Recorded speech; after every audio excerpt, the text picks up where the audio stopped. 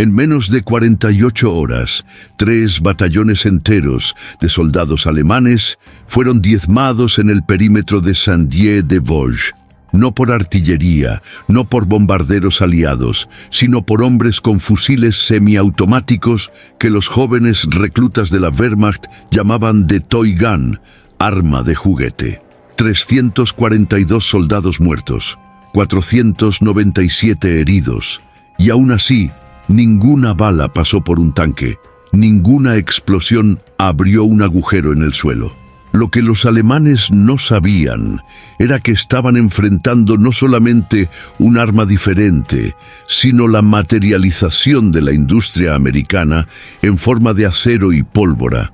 Una superioridad que sus generales nunca creyeron que fuera posible de ser alcanzada por un ejército que ellos consideraban desorganizado y débil. Antes de que continuemos con esta historia, aprovecha y suscríbete al canal. Dale like ahí para que lleguemos a la meta de 1000 likes en este video. También comenta de qué lugar estás viendo esto y si tú o alguien de tu familia ya sirvieron a las Fuerzas Armadas. Ahora sí, vamos directo a lo que importa. Normandía, junio de 1944. General George Smith Patton Jr., comandante del Tercer Ejército Americano, observaba a través de su periscopio las crestas de las colinas donde sus hombres estaban posicionados. Y él sabía, simplemente sabía, que la victoria no vendría de planes complicados o estrategias de ajedrez dibujadas en mesas de comando distantes, sino de la capacidad brutal de sus soldados disparar más balas, más rápido, contra enemigos que aún estaban cargando sus municiones en el cerrojo. Había visto el resultado de esta ecuación en pequeñas acciones a lo largo de las playas de invasión. Había leído los reportes de sus oficiales subalternos describiendo cómo posiciones aparentemente impenetrables de la Wehrmacht simplemente se desmoronaban cuando eran golpeadas por el volumen de fuego que sus hombres conseguían generar. Patton era un hombre que creía en números simples, en realidades brutas, y los números no mienten. Sus soldados disparaban más rápido, por lo tanto, ganaban más veces. Esta simplicidad letal lo fascinaba. El Kar 98K Mauser era un arma respetable. Durante 30 años, desde el fin de la Primera Guerra Mundial, había equipado a los fusileros alemanes con confiabilidad, precisión en distancia media y la robustez que solamente la ingeniería Mauser sabía proporcionar.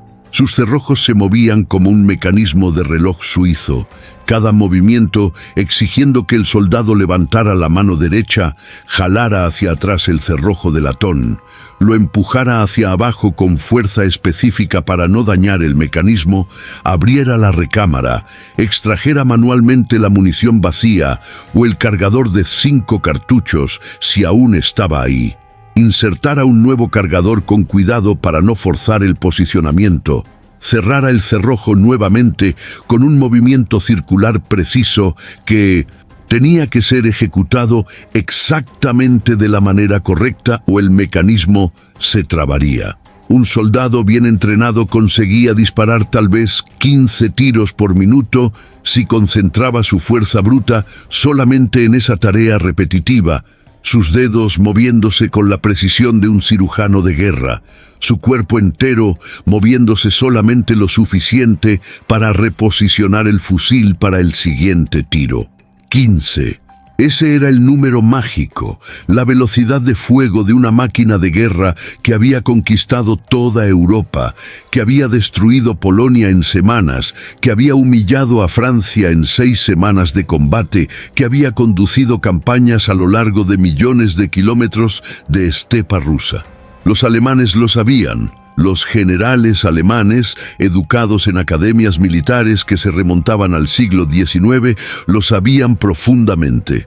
Ellos vivían en un mundo donde la velocidad de fuego de un hombre con un fusil estaba determinada por la velocidad de su cerrojo, porque así había sido en 1870, cuando Bismarck conquistaba Europa con el Needle Gun.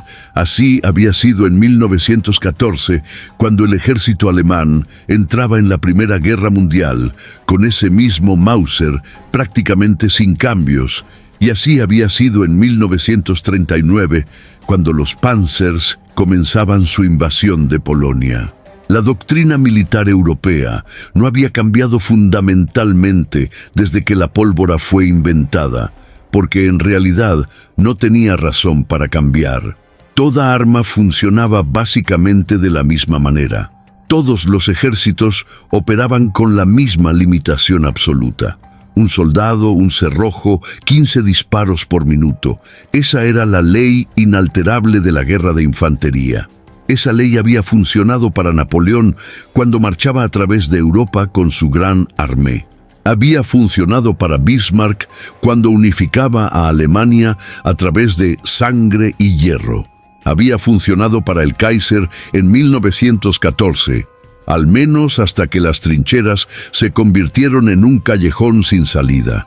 Había funcionado a través de toda la historia de la guerra moderna. Funcionaría para Hitler también, porque era una verdad militar tan antigua como las propias batallas, enraizada en siglos de práctica y validada por éxitos repetidos. Ningún general alemán, en su nivel de cordura mental, podría imaginar que una suposición tan fundamental pudiera ser completamente invertida.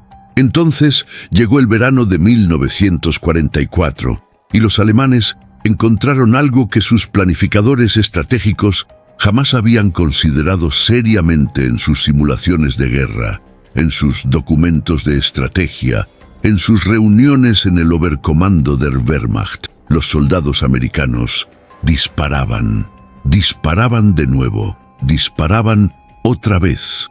El cerrojo del M1 Garand se movía por sí mismo, alimentado por un sofisticado sistema de retroceso a gas que sangraba una pequeña cantidad de gases de la propia explosión, aproximadamente el 5% de la energía total de la combustión de la pólvora, y la canalizaba hacia atrás a través de un cilindro opaco montado bajo el cañón, donde esos gases empujaban un émbolo de aluminio que a su vez empujaba el cerrojo hacia atrás contra un resorte helicoidal cuidadosamente calibrado.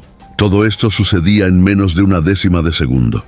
Esto significaba que cada vez que disparabas, la energía del disparo realizaba dos trabajos completamente diferentes al mismo tiempo. Propelía la bala hacia adelante a alta velocidad a través del cañón rayado, generando presión explosiva de miles de libras por pulgada cuadrada, y simultáneamente empujaba el cerrojo hacia atrás automáticamente. Eyectaba la munición vacía a través de una pequeña abertura en el lateral del receptor e insertaba una nueva munición del cargador que ya estaba ahí, esperando su turno. Todo esto sucediendo en el tiempo en que parpadeases o respiraras una vez. Un soldado americano promedio, con entrenamiento adecuado, podía disparar de 40 a 50 veces por minuto, manteniendo el arma bajo control y disparos en un área aproximada. Algunos hombres bien entrenados, hombres que crecieron cazando venados en las montañas de Tennessee, o disparando conejos en Texas, o tirando a latas vacías en algún arroyo en Kansas, conseguían 60 disparos por minuto sin dificultad alguna. Sus dedos encontrando un ritmo natural que no necesitaba de pensamiento consciente. El M1 Garand tenía un cargador de 8 cartuchos, 8 municiones individuales organizadas en una pequeña caja de metal que se encajaba en el receptor del arma, cada cartucho alojado en un pequeño resorte que lo empujaba hacia arriba en la recámara cuando el cartucho anterior era disparado. Y cuando todos los 8 eran disparados, el mecanismo del cargador vacío catapultaba el clip de latón fuera del arma con un sonido metálico agudo y distinto que los alemanes aprendieron rápidamente. fatalmente a odiar, porque ese sonido agudo significaba que tenía solamente segundos para hacer algo, porque en aproximadamente 5 segundos, si ese soldado americano tenía entrenamiento adecuado y reflejos que no estuvieran paralizados de miedo, estaría disparando nuevamente, estaría generando más fuego, estarías recibiendo más balas. ¿Qué tipo de defensa montas contra algo así? ¿Cómo enseñas a toda una generación de oficiales alemanes educados en el siglo XIX, entrenados en principios estratégicos que se remontaban al tiempo de Federico el Grande, a luchar contra hombres que simplemente multiplican su velocidad de fuego por 2 veces y media?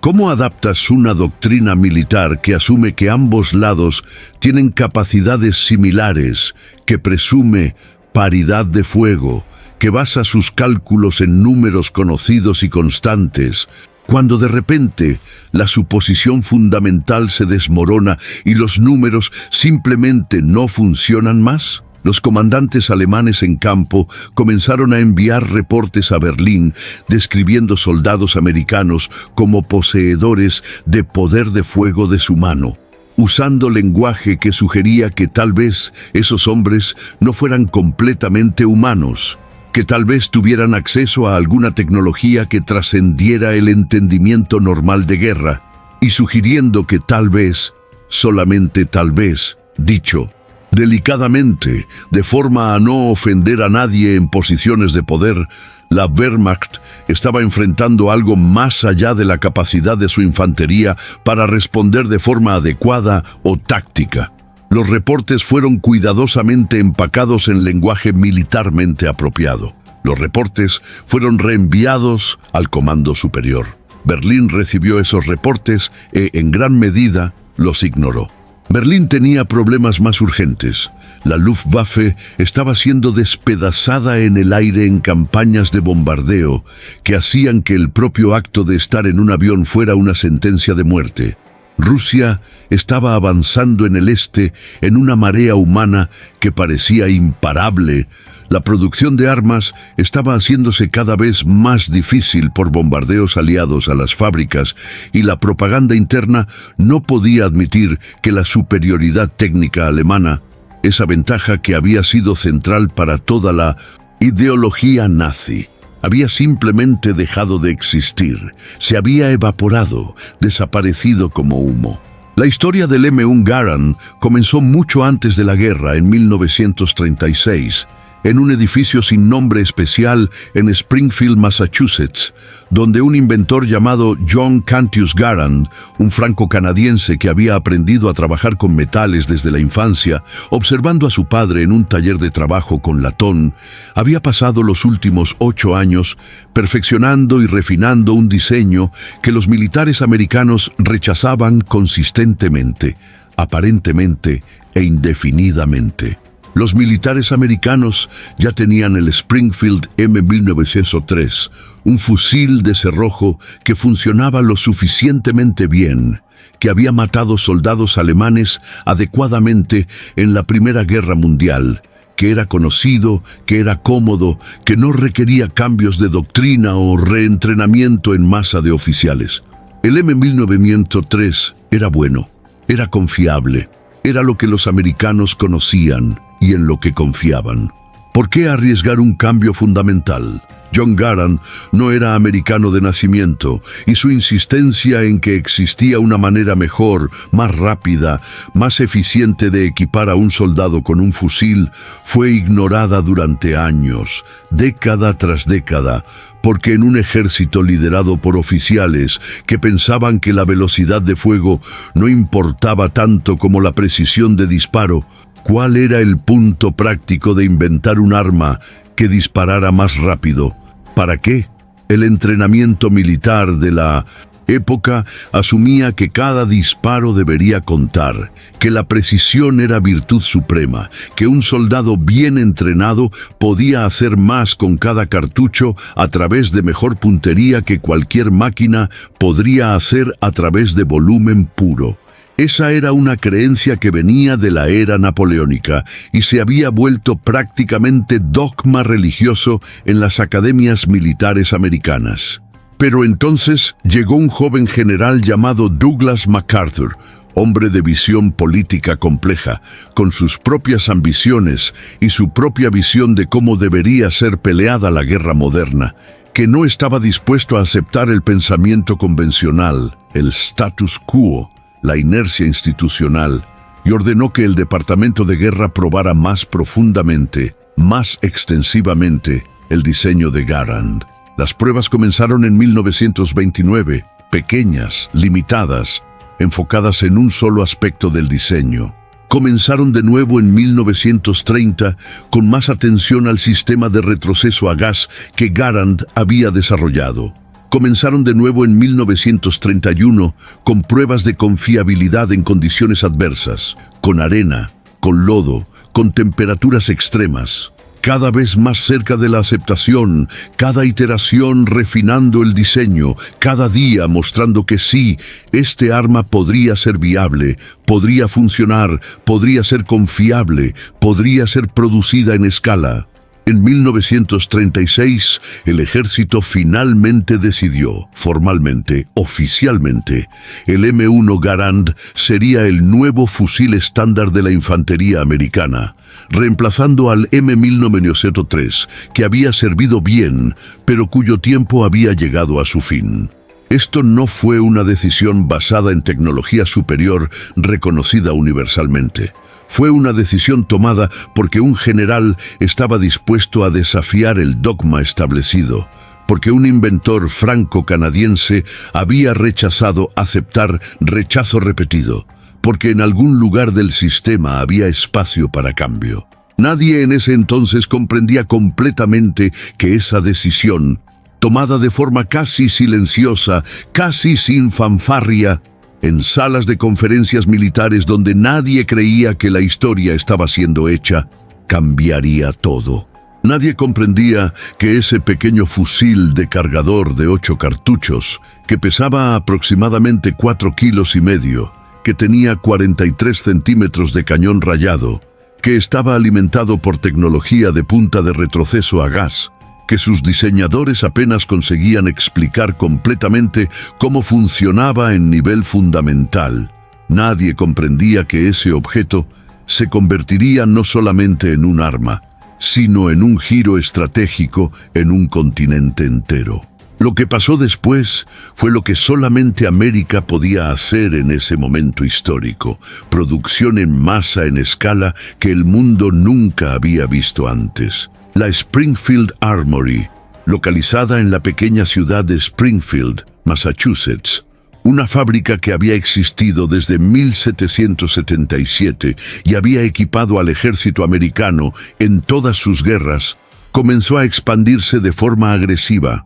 Más máquinas fueron instaladas en los galpones existentes, máquinas de precisión hechas por Pratt & Whitney, máquinas que podían trabajar tolerancias de milésimas de pulgada. Más obreros fueron contratados de todas partes del país. Hombres que trabajaban en la industria automotriz, hombres que venían de fábricas textiles, hombres que simplemente querían trabajo durante los años difíciles después de la Gran Depresión. Más hornos fueron encendidos para tratar térmicamente el acero, forjas fueron prendidas continuamente, vapores calientes subiendo hacia el cielo durante todas las horas del día y de la noche. La producción comenzó lentamente. Solamente algunos cientos de M1 Garands por mes en 1936, suficiente para equipar algunos batallones experimentales, suficiente para que los oficiales de infantería comenzaran a entrenar a sus hombres con el nuevo fusil, suficiente para que reportes de campo fueran compilados y estudiados. Pero cada año, los números crecieron de forma constante y predecible. En 1939, cuando la guerra estalló en Europa y los franceses fueron derrotados en 6 semanas, cuando los británicos hicieron su Dunkerque, cuando la Luftwaffe comenzó a bombardear Londres, la Springfield Armory ya estaba produciendo 3,000 fusiles por mes, lo suficiente para equipar completamente un cuerpo de infantería cada 3 meses. Cuando los Estados Unidos entraron en la guerra en diciembre de 1941, un día de infamia en Pearl Harbor, la fábrica fue inmediatamente puesta en modo de guerra total, en movilización completa, en una transformación que hizo que cada aspecto de la operación fuera dedicado a una cosa: producir más M1 Garands, siempre más, cada día. En 1942, solamente un año después de la entrada en la guerra, la producción había aumentado a 50.000 unidades por mes. Más fusiles en un mes de lo que el ejército entero podía usar en un trimestre entero. En 1943, en el apogeo de la operación durante la guerra, en el momento de producción máxima, la Springfield Armory estaba produciendo más de 3.936 fusiles M1 Garand por día. Cada 24 horas, un solo edificio en Nueva Inglaterra, un solo sitio de producción en un país de centenas de millones de personas, estaba generando cantidad de armas suficientes para equipar 17 batallones enteros. Lo suficiente para armar una división de infantería completamente en 5 días. Y no era solamente Springfield. Otras fábricas fueron creadas específicamente para esa producción, o fábricas existentes fueron convertidas. Winchester, en Connecticut, comenzó a hacer M1 Garands. Remington, en Nueva York, comenzó a hacer M1 Garands. Harrington and Richardson, en Massachusetts, comenzó a hacer M1 Garands.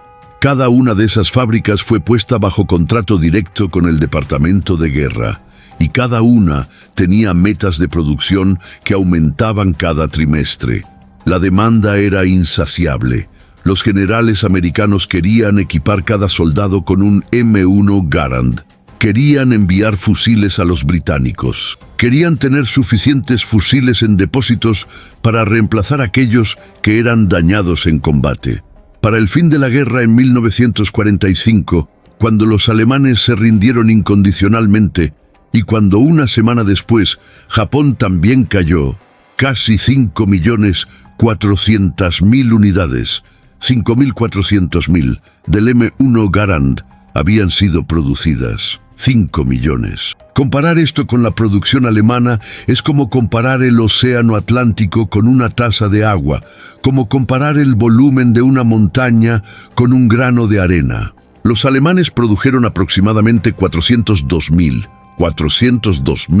fusiles semiautomáticos Gewehr 43 durante toda la guerra, desde 1943 hasta 1945, un arma que desarrollaron específicamente porque vieron que el M1 Garand era superior y querían desesperadamente algo comparable, algo que pudiera permitir que sus soldados dispararan de forma semiautomática también.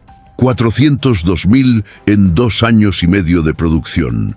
Los americanos estaban produciendo más de esto en un mes que lo que los alemanes conseguían fabricar en un año entero, más en una semana que lo que los alemanes conseguían fabricar en 6 meses. Y la fuerza de trabajo de la Springfield Armory estaba volviéndose cada vez más femenina mientras la guerra continuaba y cada vez más hombres jóvenes eran retirados de la población civil para llenar las filas del ejército. 43% de las personas que estaban en la línea de producción en 1943 eran mujeres. Mujeres que dejaron sus casas, que dejaron sus hijos pequeños en guarderías improvisadas, que dejaron sus maridos para trabajar en fábricas.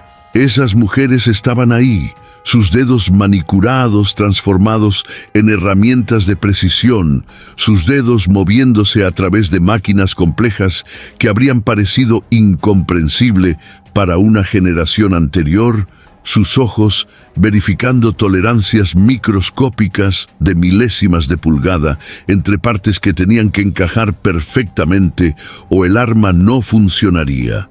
Sus mentes, entrenadas rápidamente, pero entrenadas efectivamente, comprendiendo que cada arma que salía de ese edificio, cada fusil que Pasaba por el control de calidad con un sello de aprobación del inspector.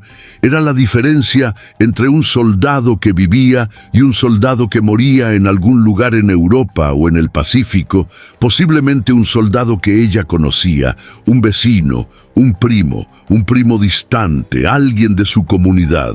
Esas mujeres no sabían sus nombres, pero sabían que sus dedos importaban. Sabían que su precisión importaba. Sabían que cada arma era la diferencia entre el regreso a casa y una carta del Departamento de Guerra.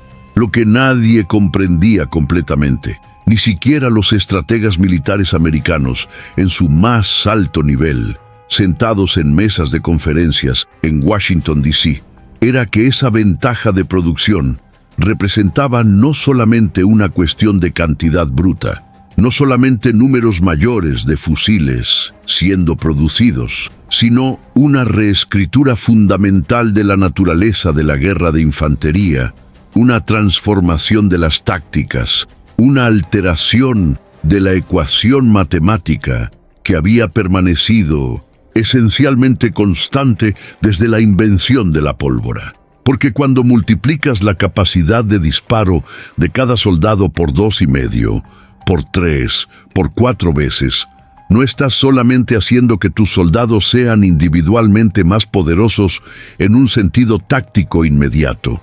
Estás alterando completamente la forma en que las unidades pueden ser organizadas, cómo las tácticas pueden ser ejecutadas, cómo las posiciones defensivas pueden ser mantenidas, cómo el concepto mismo de cobertura defensiva es definido. Un pelotón de infantería alemán típico consistía en 10 a 12 hombres, con Kar 98K Mauser, todos disparando manualmente con cerrojo, todos capaces de generar aproximadamente 15 tiros por minuto cada uno si fueran especialmente bien entrenados, generando aproximadamente 150 a 180 disparos por minuto de fuego, concentrado cuando todos disparaban simultáneamente. Un pelotón de infantería americano consistía en aproximadamente 12 hombres con M1 Garands, todos con retroceso automático, todos capaces de disparar entre 40 y 50 tiros por minuto, generando entre 480 a 600 disparos por minuto de fuego concentrado, prácticamente continuo, imposible de contar individualmente.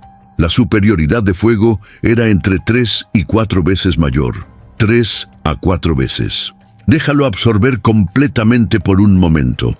Estás en una posición defensiva, estás en una trinchera o detrás de un muro de piedra o dentro de un edificio bombardeado. Tienes a tus camaradas a tu lado, tienes munición, tienes coraje, tienes entrenamiento. El enemigo comienza a disparar. Imagina, no solamente visualiza, sino siente lo que es estar bajo fuego de armas que disparan 3 veces más balas por minuto que lo que conseguías disparar. Imagina recargando manualmente tu fusil, movimiento tras movimiento, cargador tras cargador, tu corazón acelerándose, tu respiración haciéndose rápida y superficial, sabiendo que mientras haces esto, levantando el cerrojo, empujando, abriendo la recámara, moviendo los dedos, insertando el nuevo cargador, cerrando el cerrojo, levantando el arma de nuevo.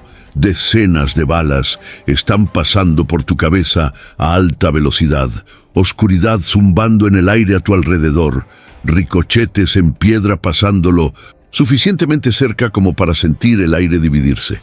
¿Cuál es la sensación psicológica de esto? ¿Cuál es el efecto táctico de esto? ¿Cómo mantienes la disciplina? ¿Cómo mantienes el fuego coordinado?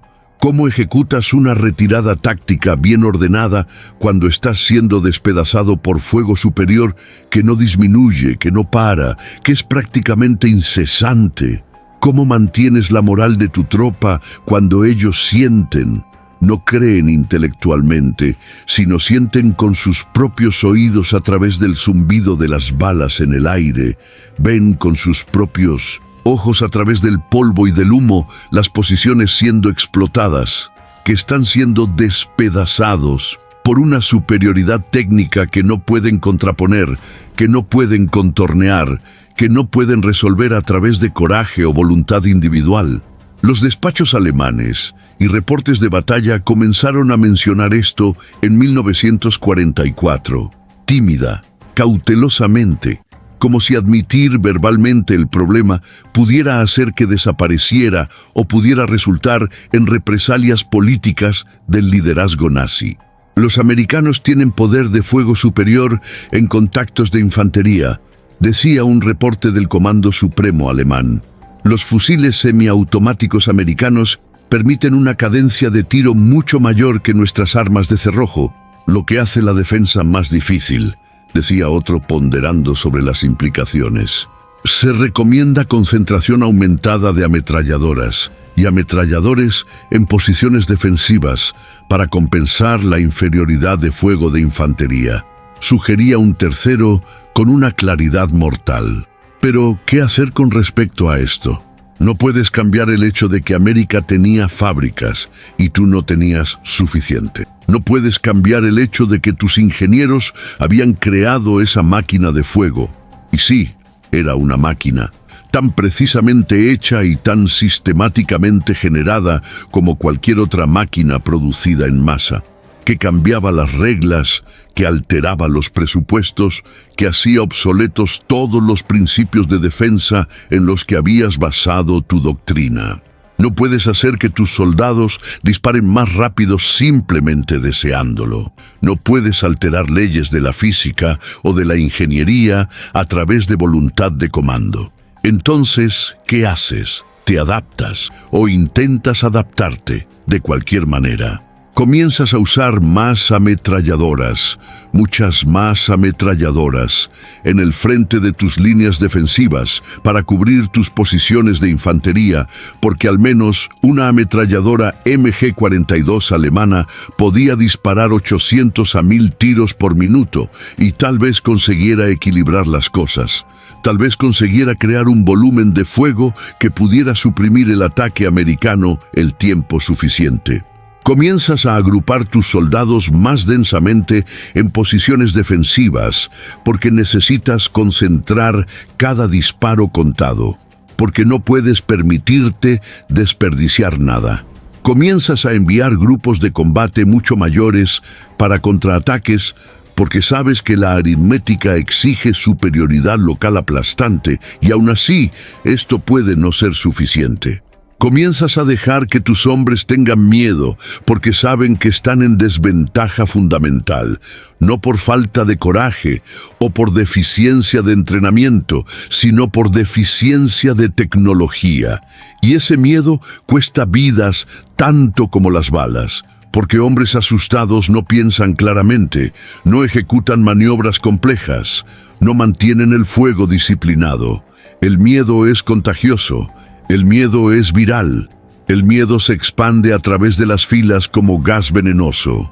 El verdadero punto de giro, el momento en que todo quedó claro, llegó no en un gran enfrentamiento estratégico, no en una gran batalla planeada, con nombres que entrarían en los libros de historia, sino en una serie de acciones locales, pequeñas, mortales, a lo largo de las llanuras normandianas y de los pueblos conquistados de la Francia ocupada, donde pelotones enteros de hombres americanos que habían crecido en ambientes rurales, cazadores de Texas que sabían limpiar sus rifles, granjeros de Oklahoma que habían crecido disparando a animales para alimentar a sus familias, muchachos de Arkansas que nunca habían visto una ciudad antes de entrar en el ejército, mineros de Virginia Occidental cuyo primer lenguaje era el sonido de explosiones. Se encontraban por primera vez en combate real contra soldados alemanes profesionales de la Wehrmacht, soldados que tenían 2, 3, a veces hasta 5 años de experiencia de combate anterior. Lo que pasaba era siempre lo mismo, en patrón tras patrón, acción tras acción, el contacto inicial inesperado, el primer disparo de un observador atento en una posición oculta, el grito de «Contact Front», resonando a través de la posición, el choque de balas en el aire comenzando lentamente, algunas espaciadas, pruebas. Y entonces, porque alguien comprendía lo que estaba pasando, porque un sargento o un teniente gritaba «Return fire, return fire», el disparo, el M1 Garand. Fracciones de segundo de silencio aterrador mientras la primera bala atravesaba el aire a alta velocidad, el sonido del disparo llegando un poco después, resonando en los pueblos, asustando a los civiles en los sótanos de piedra, y entonces, porque no había solamente 1 o 2 americanos disparando, sino 12, 15, 20 hombres disparando simultáneamente en coordinación, sus M1 Garands creando un patrón de fuego que no podía ser procesado como fuego individual. Una cortina de fuego que no parecía venir de fusiles de infantería convencionales, parecía venir de algo diferente, parecía venir del mismo infierno. Un soldado alemán de la Waffen-SS, capturado días después e interrogado, describió esto en una declaración que fue archivada. Cuando comenzamos el contraataque, nuestros oficiales gritaron «Vorwärts, alles raus», «Vamos, todos salgan», y corrimos hacia las posiciones americanas. Esperábamos empujarlos al mar. Así es como fuimos entrenados en nuestras academias de oficiales.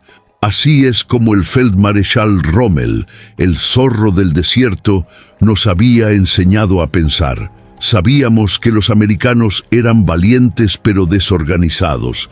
Sabíamos que teníamos superioridad de entrenamiento táctico. Pero cuando llegamos lo suficientemente cerca para que nuestros rifles Kar-98K fueran efectivos, para que pudiéramos comenzar a generar volumen de fuego adecuado, sus fusiles ya nos habían diezmado. No eran rifles. Era como si la tierra misma estuviera baleándote. Era como una ametralladora que disparaba como un fusil, como si tuvieran millones de balas. No conseguíamos entender.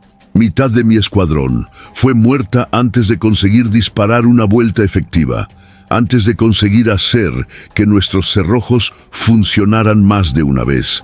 No había táctica que pudiera vencer eso. Esa no era cobardía falsa o descripción dramática de un soldado traumatizado. Era solamente realidad matemática, realidad física, realidad de la ingeniería encontrándose con realidad de la batalla. Él y sus compañeros tenían Kar-98K Mauser, armas que requerían un cerrojo accionado manualmente para cada tiro, cada movimiento teniendo que ser perfecto para no trabar el mecanismo. Y él y sus compañeros estaban enfrentando una cortina de fuego que sus fusiles no conseguían replicar, no conseguían contraponer, no conseguían superar a través de ninguna combinación de coraje o voluntad. No había táctica para eso. No había doctrina militar del siglo XIX que pudiera responder a esto. No había principio estratégico de Clausewitz que permitiera vencer cuando estaba siendo despedazado por una desventaja técnica de 3-1. Entonces continuaron luchando porque soldados hacen eso, porque la disciplina militar lo exige, porque no había ningún otro lugar hacia donde ir más allá de aquí, y murieron en números que llenaban los hospitales de campaña, que abarrotaban los entierros en los pueblos franceses, que creaban reportes de pérdida que los oficiales alemanes tenían que explicar a sus superiores, sabiendo todo el tiempo que no había explicación satisfactoria más allá de la verdad que nadie quería decir en voz alta. Y así la guerra en Europa continuó en su progresión inevitable, día tras día, semana tras semana, mes tras mes, en su marcha lenta y brutal hacia el final conocido.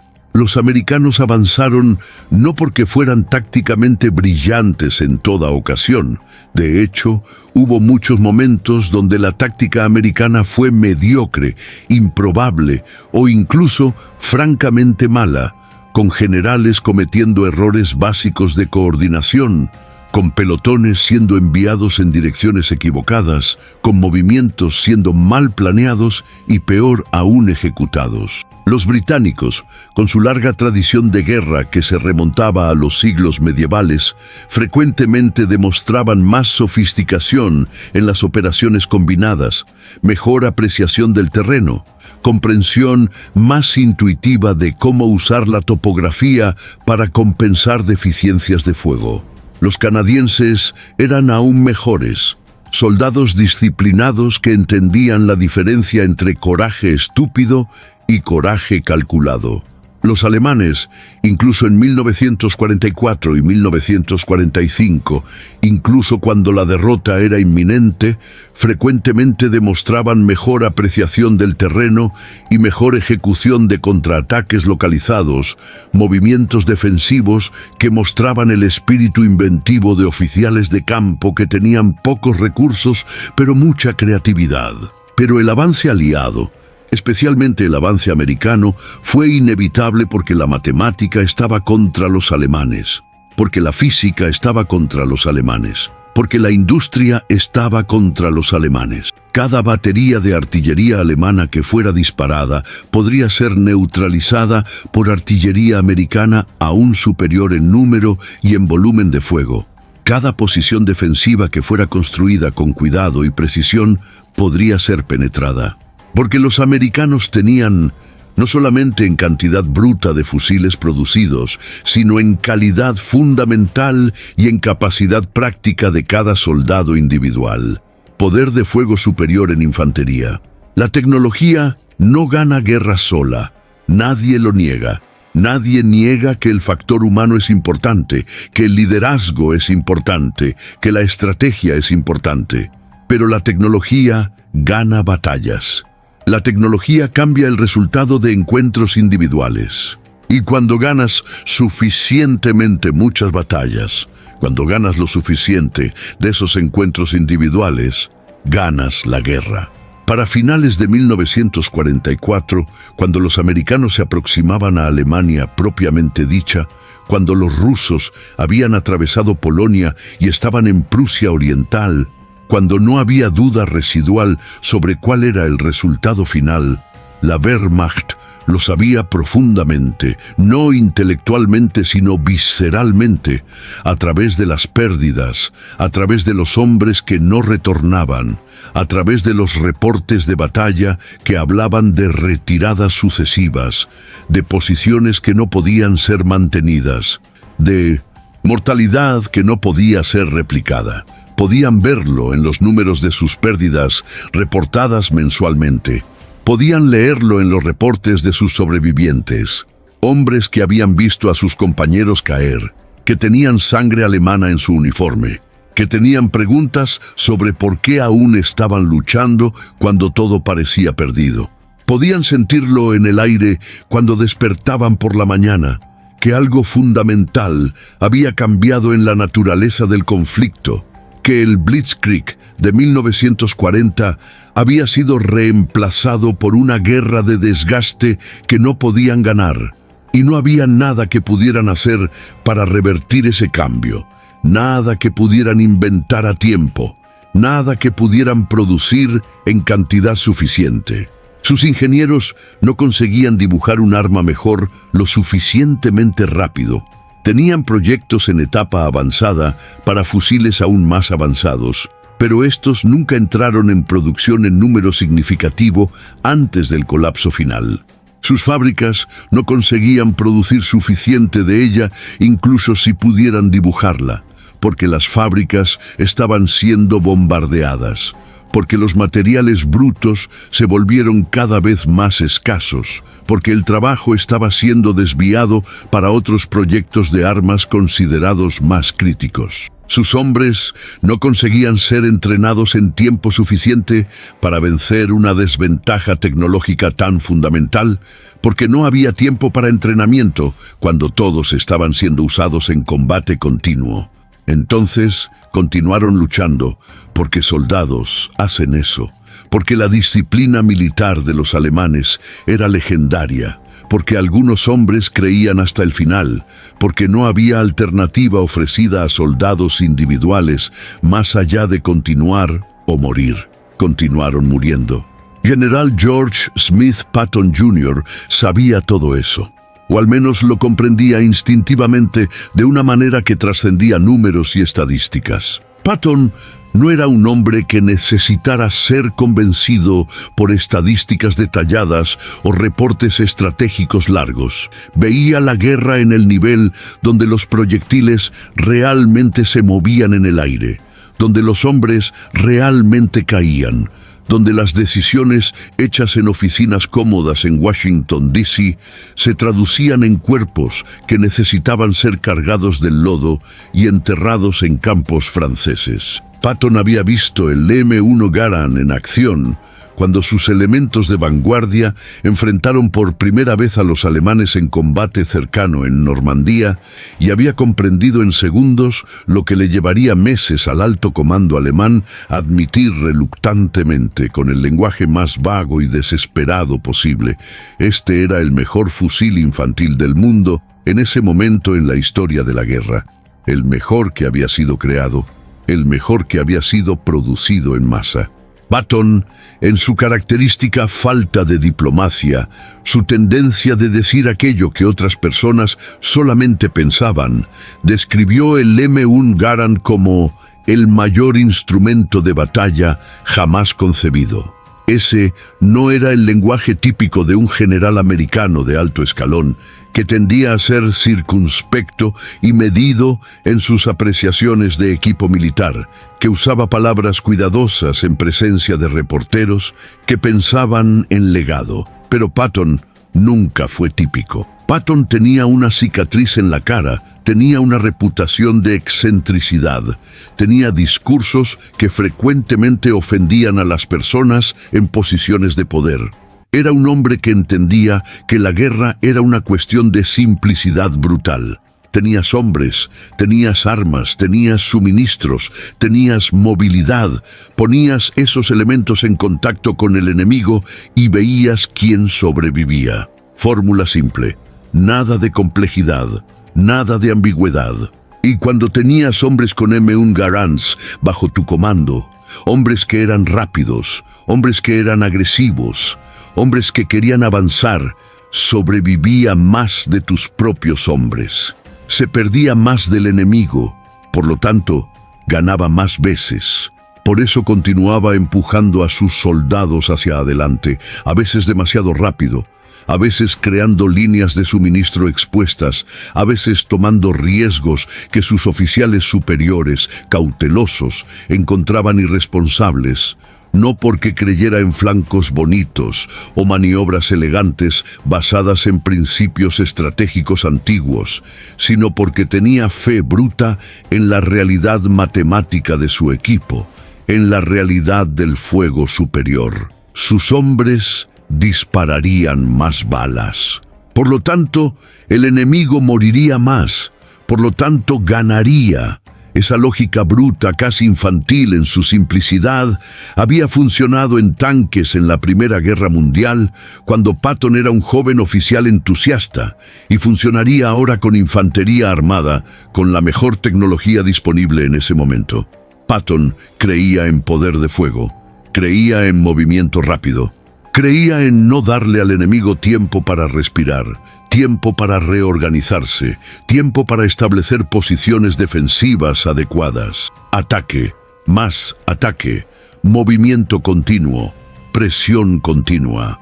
El M1 Garand permitía que esto funcionara porque permitía que sus soldados generaran volumen de fuego suficiente para suprimir posiciones alemanas, para hacer que los alemanes se mantuvieran hundidos en trincheras, para permitir que la infantería americana avanzara, que los tanques rebasaran las posiciones, que la movilidad operacional continuara.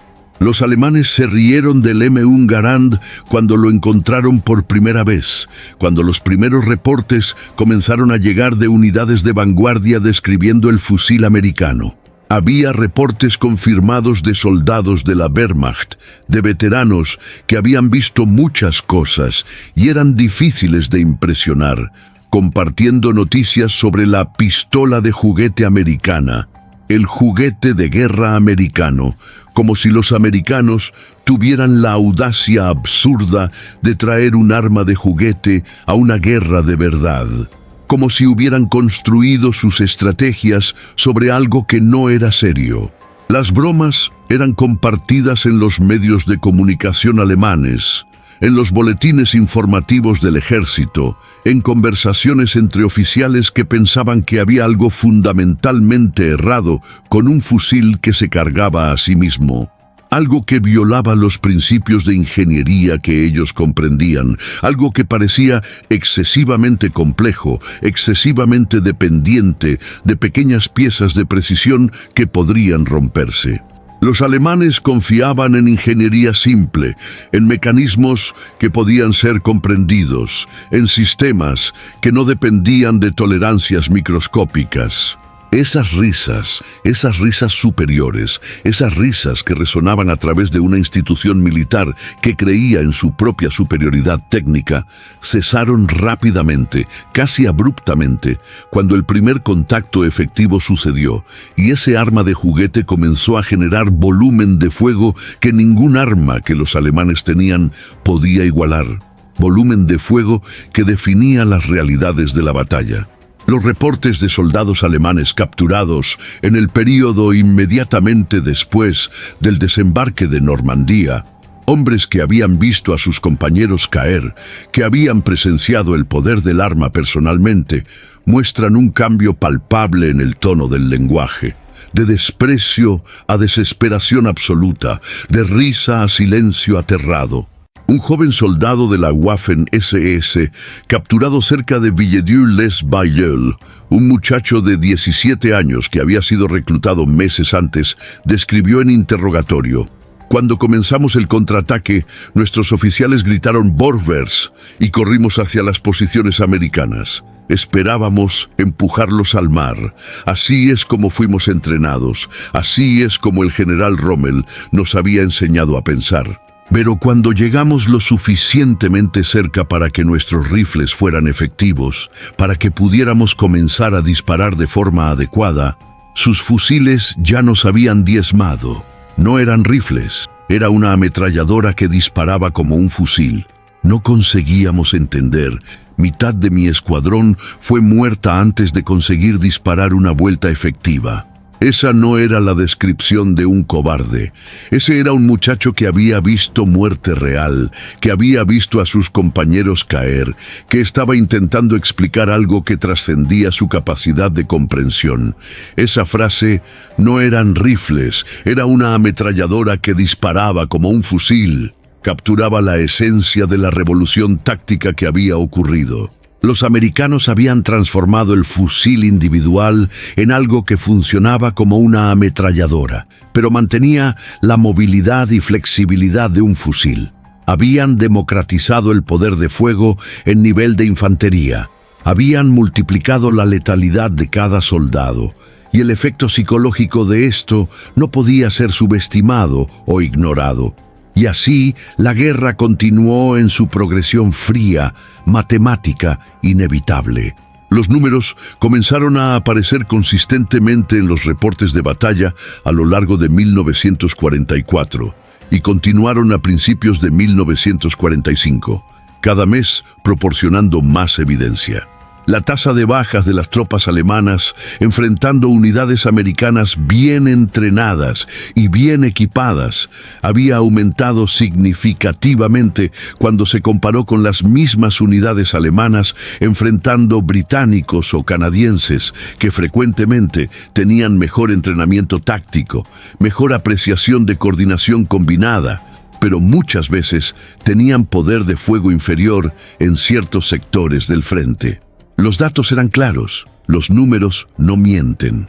Mariscal de campo Albert Kesselring, ese militar experimentado que había comandado las fuerzas alemanas en Italia durante toda la campaña italiana y había enfrentado a los americanos en combate directo repetidamente, luchando en cada río, en cada montaña, retrocediendo gradualmente pero con algo de dignidad.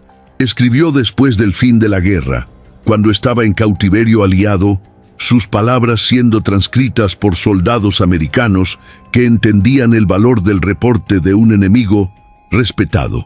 El M1 Garand representaba una superioridad técnica que nos sorprendió. Nuestras tácticas fundamentales asumían una paridad de fuego que simplemente no existía. Nosotros supusimos que ambos lados tenían capacidades similares. Esa suposición resultó ser desastrosa.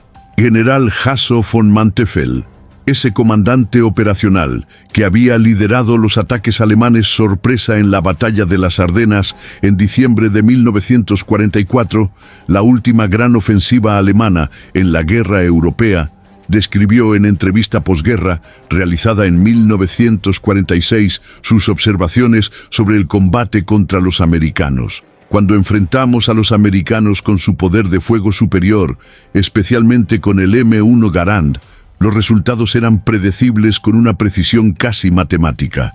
Nuestros hombres podían ser iguales o incluso superiores en coraje personal, en entrenamiento táctico sofisticado, en disciplina militar. Esos no eran factores. Pero cuando las armas comenzaban a disparar, cuando el contacto efectivo sucedía, la matemática era simple, inescapable. Ellos disparaban más rápido, por lo tanto, morían menos de ellos, por lo tanto, ganaban más frecuentemente. No había táctica que pudiera compensar eso. Esa era una admisión extraordinaria, viniendo de un general que tenía mucho que perder en reputación al hacer tal admisión. Porque admitir que fuiste vencido por tecnología superior era admitir que la superioridad militar alemana era un mito, que la doctrina militar alemana tenía limitaciones fundamentales, que la guerra moderna no era solamente sobre principios estratégicos ancestrales. Pero era verdad, y von Manteuffel tenía integridad suficiente para decirlo después de que la guerra había terminado. La guerra no es abstracta de la tecnología. Está enteramente definida por la tecnología en su nivel fundamental. La tecnología del M1 Garand no ganó la guerra en Europa sola. Ninguna persona racional podría argumentar que fue así. Fueron necesarios muchas más cosas. Fue necesaria estrategia operacional sofisticada. Fue necesario liderazgo competente en todos los niveles de comando. Fue necesaria producción de tanques que superaba los tanques alemanes en número, si no siempre en calidad individual. Fue necesario poder aéreo aplastante que hacía imposible que los alemanes se movieran durante el día sin sufrir pérdidas. Fue necesaria logística avanzada que permitía a los americanos mantener sus ejércitos equipados mientras avanzaban cientos de kilómetros. Fue necesaria movilidad operacional que los americanos tenían y los alemanes no tenían. Fue necesaria sangre y muerte en número que desafía comprensión. Centenas de miles de personas muriendo, siendo mutiladas, teniendo vidas alteradas irrevocablemente por la experiencia de la guerra. Pero en cada pequeña acción, en cada pelotón enfrentando una posición defendida en un pueblo francés, en cada calle de un pueblo siendo limpiada casa por casa, movimiento por movimiento táctico, ese fusil hacía la diferencia. Cada soldado americano era más poderoso porque tenía el M1 Garand. Cada pelotón americano era más poderoso porque tenía la mayoría de los hombres equipados con M1 Garands. Cada compañía era más poderosa. Cada batallón era más poderoso.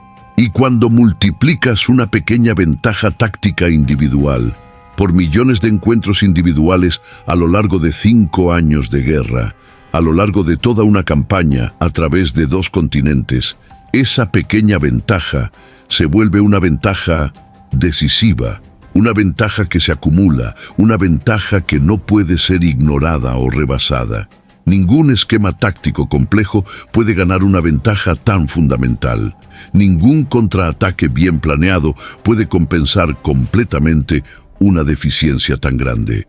Ninguna cantidad de coraje personal puede cambiar la ecuación física de la batalla. Si esta historia te cautivó, dale like y cuéntame en los comentarios de qué lugar estás viendo esto. Quiero ver hasta dónde nuestro contenido está llegando. Aprovecha y suscríbete al canal para recibir más reportes e historias impactantes, todo de forma gratuita. Un gran abrazo y nos vemos en el próximo video.